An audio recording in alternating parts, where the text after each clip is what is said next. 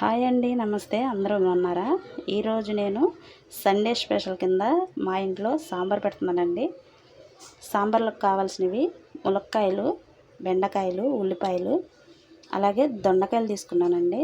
టమాటాలు 2 తీసుకున్నాను, దోసకాయ ముక్కలు, అలాగే ముల్లంగి కూడా తీసుకున్నానండి. 3 పచ్చిమిరపకాయలు తీసుకున్నాను. ఇందులో మిస్ అయిందల్లా సొరకాయ ముక్కలు ఒక్కటే లేవండి. అలాగే పప్పు ముందే ఉడకబెట్టేసుకొని పెట్టుకున్నానండి. అలాగే ఒక నిమ్మకాయ సైజ్ అంత చింతపండు ముందే కడిగి పెట్టి నానబెట్టేసుకున్నానండి. తాలింపు కోసం ఎండుమిరపకాయలు,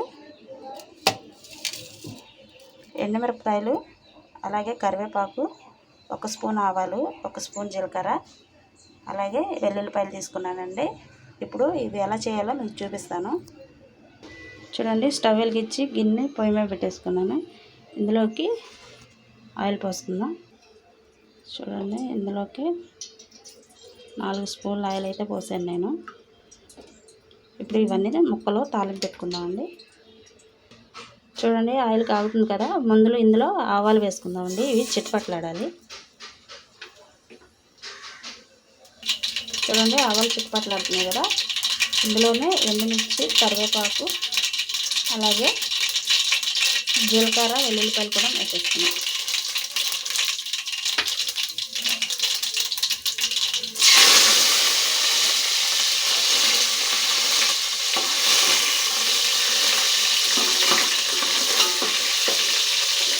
చూడండి, అవన్నీ వేసినాయి కదా, ఇందులోనే వెజిటేబుల్ మొత్తం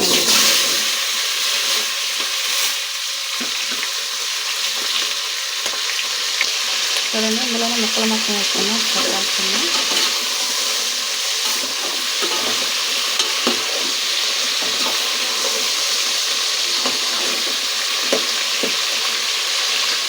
కలుపుకున్నాం కదండి, ముక్కలన్నీ మగ్గాలి.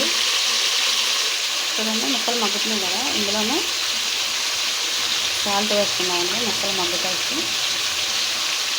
సాల్ట్ వేస్తే తొందరగా మగ్గిపోతాయండి. చూడండి, దీంట్లోనే రుచికి సరిపడా సాల్ట్ వేసేసుకున్నాం. అలాగే కొద్దిగా పసుపు వేసుకొని ముక్కలను కలుపుకున్నామండి.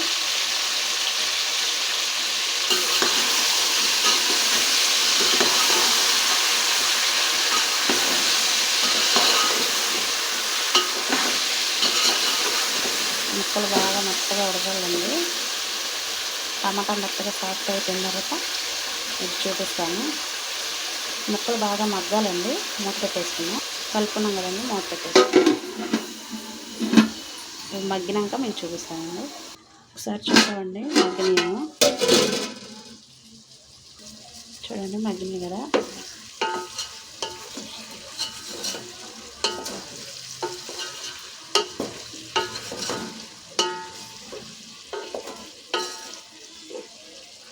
అలాగే ఇందులో పప్పు కూడా వేసేస్తున్నామండి.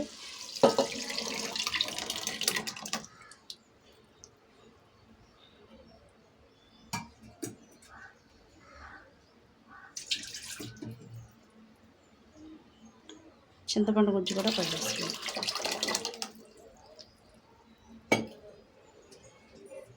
అందులో మనకి ఎన్ని నీళ్ళు కావాలో అన్ని నీళ్ళు పోసేసుకుందామండి.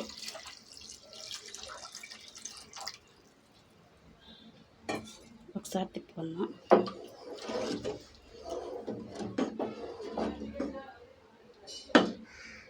చూడండి, చారు మరిగేటప్పుడు సాంబార్ పొడి వేసుకుందామండి. ఒకసారి కలుపుకొని ఇందులో ఉప్పు చూసుకుందామండి, సరిపోయిందా లేదా.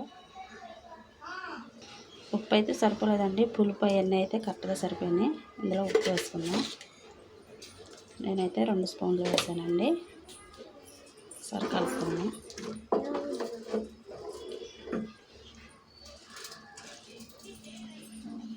ఇది బాగా మరగాలండి. మరిగినాక మీకు చూపిస్తాను. మూత పెట్టేసుకుందామండి. చూద్దామండి, చారు మరుగుతుందేమో. చూడండి, మరుగుతుంది కదా. చూడండి, చారు మరుగుతుంది కదా, ఒకసారి కలుపుకుందాం.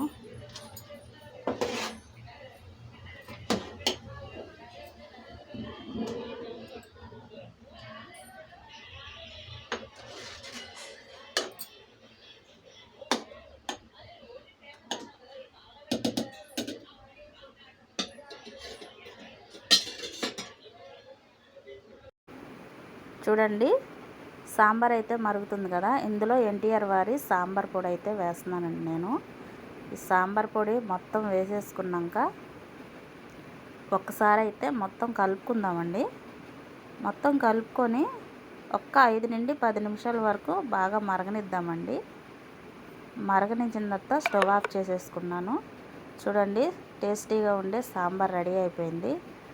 ఎంతో సింపుల్గా ఉంటుంది, చాలా టేస్ట్గా ఉంటుంది. ఇది నా స్టైల్లో చేశానండి. మీరు ఒకసారి ట్రై చేయండి. ఎలా వచ్చిందో ట్రై చేసి నాకు కామెంట్ పెడితే బాగుంటుంది ఫ్రెండ్స్. ఈ వీడియో మీకు నచ్చితే లైక్ చేయండి, షేర్ చేయండి, కామెంట్ చేయండి.